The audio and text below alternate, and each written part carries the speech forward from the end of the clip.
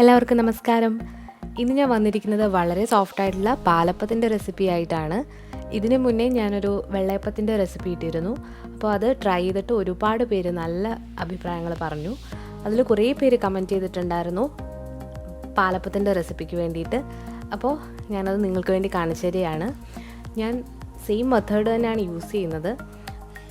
മാവിൻ്റെ അരയ്ക്കുന്ന പരുവത്തിൽ മാത്രമേ കുറച്ച് വ്യത്യാസമുള്ളൂ ഇതിന്. അപ്പോൾ വളരെ ഈസി ആയിട്ട് നമുക്കിത് തയ്യാറാക്കിയെടുക്കാൻ പറ്റും. ഇതിൽ അധികം പ്രൊസീജിയേഴ്സൊന്നുമില്ല, കപ്പി കാച്ചേണ്ട അങ്ങനത്തെ പരിപാടിയൊന്നുമില്ല. വളരെ ഈസി ആയിട്ടൊരു മെത്തേഡാണിത്. ഇതിൽ ഞാൻ ഈസ്റ്റ് ചേർത്തിട്ടാണ് ചെയ്യുന്നത്. കുറേ പേര് ഈസ്റ്റ് ചേർക്കാത്ത അപ്പത്തിന് വേണ്ടിയിട്ട് റിക്വസ്റ്റ് ചെയ്തിട്ടുണ്ടായിരുന്നു. അത് ഞാൻ ഉടനെ തന്നെ അപ്ലോഡ് ചെയ്യുന്നതായിരിക്കും. അപ്പോൾ ഇതെങ്ങനെയാണ് തയ്യാറാക്കുന്നത് നമുക്ക് നോക്കിയിട്ട് വരാം. ഒരുപാട് പേര് ചോദിച്ച ഡൗട്ടാണ്, നമ്മൾ അപ്പമൊക്കെ ചെയ്യുമ്പോൾ നമ്മൾ ഈസ്റ്റ് അതിൻ്റെ കൂടെ തന്നെ ഇട്ടാണല്ലോ അരയ്ക്കാറ്. ഈ റെസിപ്പിയിൽ ഞാൻ അങ്ങനെയല്ല ചെയ്യുന്നത്.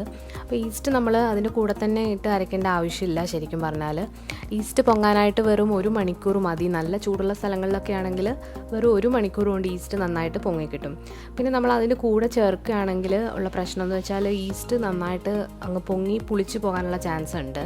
ഇനി വളരെ കുറച്ച് ക്വാണ്ടിറ്റിയിലാണെങ്കിൽ വേണമെങ്കിൽ നിങ്ങൾക്ക് കൂടെ ചേർത്തിട്ട് അരയ്ക്കാവുന്നതാണ്. എന്നാലും ഇങ്ങനെ ചേർത്ത് ചുടുമ്പോൾ നമ്മൾ എല്ലാ അപ്പങ്ങളും ഒരേപോലെ സോഫ്റ്റായിട്ട് നല്ല പെർഫെക്റ്റായിട്ട് കിട്ടാൻ വേണ്ടിയിട്ടാണ് നമ്മൾ 1 മണിക്കൂർ മുന്നേ ഈസ്റ്റ് ചേർത്ത് അപ്പം ചുടുന്നത്. അപ്പോൾ നമുക്കിത് എങ്ങനെയാണ് തയ്യാറാക്കുന്നതെന്ന് നോക്കാം. ഇവിടെ ഞാൻ 1.5 ഗ്ലാസ് പച്ചരിയാണ് എടുത്തിട്ടുള്ളത്. അപ്പോൾ നിങ്ങളുടെ കയ്യിലുള്ള പച്ചരി അല്ലെങ്കിൽ ഇഡ്ലി റൈസ് ഏത് വേണമെങ്കിലും നിങ്ങൾക്ക് യൂസ് ചെയ്യാം. അല്ലെങ്കിൽ നിങ്ങൾക്ക് ബസ്മതി റൈസും യൂസ് ചെയ്യാവുന്നതാണ്. ഇത് നന്നായിട്ട് കഴുകിയതിന് ശേഷം വെള്ളം കൂടി ഒഴിച്ചിട്ട് നന്നായിട്ടൊന്ന് 4 മണിക്കൂർ കുതിർത്ത് വെച്ചിട്ടുള്ളതാണിത്. ഇനി നമുക്ക് മാവ് അരച്ചെടുക്കാം. അപ്പോൾ അതിനായിട്ട് ഇവിടെ നമ്മൾ നേരത്തെ തന്നെ കുതിർത്ത് വെച്ചിരിക്കുന്ന പച്ചരി എടുത്തിട്ടുണ്ട്. വെള്ളമൊക്കെ ഊറ്റി എടുത്തിട്ടുള്ളതാണിത്. പിന്നെ വേണ്ടത് തേങ്ങയാണ്. 1/2 കപ്പ് തേങ്ങയാണ് ഞാനിവിടെ എടുത്തിട്ടുള്ളത്. ഇത് നല്ല വെള്ളച്ചോറാണ്. വെള്ളച്ചോറ് എടുത്താൽ നല്ല വൈറ്റ് കളറിൽ നമ്മുടെ അപ്പം കിട്ടും. ഇതൊരു 5 ടേബിൾ സ്പൂൺ ചോറാണ് എടുത്തിട്ടുള്ളത്. പിന്നെ ആവശ്യത്തിന് വേണ്ട വെള്ളം. ഈ വെള്ളത്തിന് പകരം നിങ്ങൾക്ക് തേങ്ങാ വെള്ളം യൂസ് ചെയ്യാം. അപ്പോൾ ഒന്നുകൂടെ ടേസ്റ്റ് കൂടും അപ്പത്തിന്. അല്ലെങ്കിൽ നിങ്ങൾക്ക് തേങ്ങാപ്പാലും യൂസ് ചെയ്യാവുന്നതാണ്. ഒരു മിക്സിയുടെ ജാറിലേക്ക് നമ്മൾ ഈ കുതിർത്ത് വെച്ചിരിക്കുന്ന പച്ചരി ഇട്ട് കൊടുക്കുക.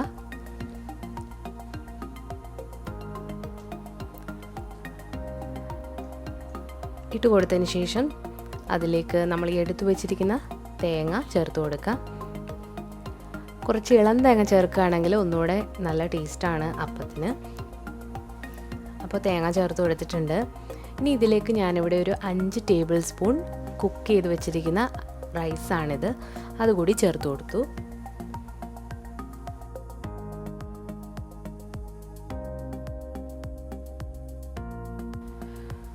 ചോറ് കൂടി ചേർത്ത് കഴിഞ്ഞാൽ നമ്മൾ ആവശ്യത്തിനുള്ള വെള്ളം കൂടി ചേർത്ത് കൊടുക്കുക. അപ്പോൾ നിങ്ങൾ ഈ മാവ് കുറച്ച് ലൂസായിട്ട് വേണം നമ്മൾ പാലപ്പത്തിന് ഉണ്ടാക്കാൻ. അപ്പം നമ്മൾ നന്നായിട്ടിത് അരച്ചെടുത്തിട്ടുണ്ട്. ഇതിപ്പോൾ അത്യാവശ്യം ലൂസിലാണ് ഈ മാവുള്ളത്. ഇനി ഇത് നമുക്കൊരു പാത്രത്തിലേക്ക് മാറ്റി വെക്കാം.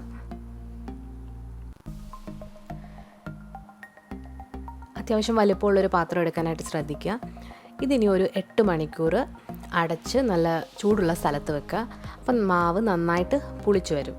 ഇതിപ്പോൾ 8 മണിക്കൂർ കഴിഞ്ഞിട്ടുണ്ട്. നമ്മുടെ മാവ് നന്നായിട്ട് പുളിച്ചു വന്നിട്ടുണ്ട്. നമ്മൾ ഈസ്റ്റ് ഇനിയാണ് ചേർക്കാനായിട്ട് പോകുന്നത്. അപ്പം നമ്മളൊരു ടീസ്പൂൺ പഞ്ചസാരയിലേക്ക് 1/2 ടീസ്പൂൺ ഈസ്റ്റ് ചേർത്ത് കൊടുത്തിട്ടുണ്ട്. ഇനി ഇതിലേക്ക് ചെറിയ ചൂടുള്ള വെള്ളം കൂടി ഒഴിച്ചിട്ട് ഇതൊരു 8 മിനിറ്റ് ഒന്ന് മാറ്റി വെക്കുക. അപ്പോഴത്തേക്കും ഈസ്റ്റ് ഒന്ന് നന്നായിട്ട് ഫെർമെൻ്റായിട്ട് വരും. ഇനി നമ്മൾ ഈ എടുത്ത് വെച്ചിരിക്കുന്ന മാവിലേക്ക് 1 ടീസ്പൂൺ ഉപ്പ് ചേർത്ത് കൊടുത്തിട്ടുണ്ട്. ഇനി ഈ പൊങ്ങി വന്ന ഈസ്റ്റിൻ്റെ വെള്ളം കൂടെ ചേർത്ത് കൊടുത്തിട്ട് നന്നായിട്ടൊന്ന് ഇളക്കി യോജിപ്പിക്കുക.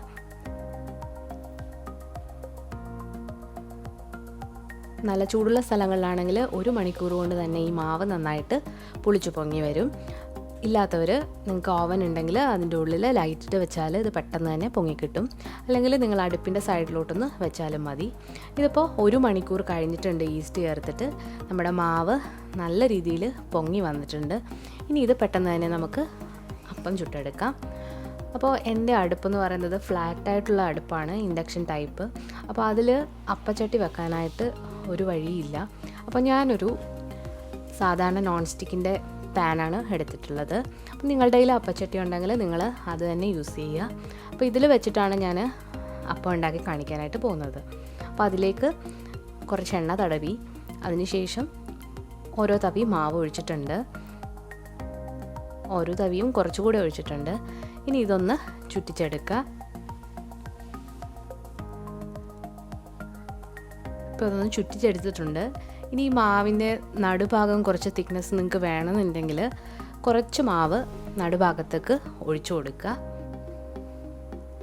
നിങ്ങൾക്ക് മുഴുവൻ തിന്നായിട്ട് വേണമെങ്കിൽ ഈ സ്റ്റെപ്പ് സ്കിപ്പ് ചെയ്യാവുന്നതാണ്.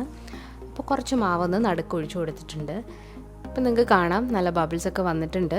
ഇനി ഇതൊന്ന് അടച്ചു വെച്ചിട്ട് കുറച്ച് നേരം ഒന്ന് കുക്ക് ചെയ്യുക. മീഡിയം ഫ്ലെയിമിലായിരിക്കാനായിട്ട് ശ്രദ്ധിക്കുക. അപ്പം നമ്മുടെ അപ്പം നന്നായിട്ട് കുക്കായി വന്നിട്ടുണ്ട്. ഇനി ഇത് നമുക്കൊരു പാത്രത്തിലേക്ക് മാറ്റാം. അപ്പോൾ നിങ്ങൾ നോൺ സ്റ്റിക്ക് പാൻ ഇല്ലെങ്കിൽ നിങ്ങൾ വേറെ പാൻ എടുക്കുക. നിങ്ങളുടെ അപ്പം ചട്ടിയിൽ നിന്ന് ഇളകി വരുന്നില്ലെങ്കിൽ കുറച്ച് മുട്ടയൊന്ന് പതപ്പിച്ചിട്ട് അതിൽ ഒരു തുണിയിൽ മുക്കി ഒന്ന് ജസ്റ്റ് ഒന്ന് തൂത്തെടുക്കുക. അപ്പോഴത്തേക്കും നന്നായിട്ട് ഇളകി വരും. അപ്പോൾ നമ്മുടെ അപ്പം എല്ലാം ഇതുപോലെ ചുട്ടെടുത്തിട്ടുണ്ട്. വളരെ സോഫ്റ്റ് ആൻഡ് ടേസ്റ്റി ആയിട്ടുള്ള പാലപ്പം ഇവിടെ റെഡി ആയിട്ടുണ്ട്. അപ്പോൾ വളരെ സോഫ്റ്റ് ആൻഡ് ടേസ്റ്റി ആയിട്ടുള്ള പാലപ്പം നമ്മൾ തയ്യാറാക്കി എടുത്തിട്ടുണ്ട്. ഇത് വളരെ ഈസി ആയിട്ടുള്ളൊരു മെത്തേഡാണ്. നമുക്ക് അധികം പ്രൊസീജിയേഴ്സ് ഒന്നും ഇല്ല. സാധാരണ പാലപ്പമൊക്കെ ഉണ്ടാക്കുമ്പോൾ നമ്മൾ കപ്പി കാച്ചി ചേർക്കും. അത് ഇളകി വരാനും സോഫ്റ്റ് ആകാൻ വേണ്ടിയിട്ട് മുട്ടയൊക്കെ ചേർക്കാറുണ്ട്. അപ്പോൾ അതിൻ്റെ ഒന്നും ആവശ്യമില്ലാതെ തന്നെ നമുക്ക് നല്ല സോഫ്റ്റ് ആയിട്ടുള്ള പാലപ്പം ഉണ്ടാക്കിയെടുക്കാനായിട്ട് പറ്റും. അപ്പോൾ നിങ്ങൾ ഈ രീതിയിലൊന്ന് ട്രൈ ചെയ്ത് നോക്കിയിട്ട് എന്നെ ഫീഡ്ബാക്ക് അറിയിക്കുക. അപ്പോൾ നിങ്ങൾക്ക് ഈ വീഡിയോ ഇഷ്ടപ്പെട്ടെങ്കിൽ ലൈക്ക് ചെയ്യാനും ഷെയർ ചെയ്യാനും കമൻറ്റ് ചെയ്യാനും മറക്കരുത്. പുതിയതായിട്ട് ചാനൽ കാണുന്നവരാണെങ്കിൽ ചാനൽ കൂടി ഒന്ന് സബ്സ്ക്രൈബ് ചെയ്തോളൂ. അതുപോലെ തന്നെ ഓൾറെഡി സബ്സ്ക്രൈബ് ചെയ്തവർ നിങ്ങളുടെ ഫ്രണ്ട്സിനും കൂടി ഒന്ന് ഷെയർ ചെയ്യുക നമ്മുടെ ചാനൽ. അപ്പോൾ പുതിയൊരു റെസിപ്പിയായിട്ട് ഞാൻ ഉടനെ തന്നെ വരുന്നതാണ്. അതുവരേക്കും എല്ലാവർക്കും താങ്ക് യു.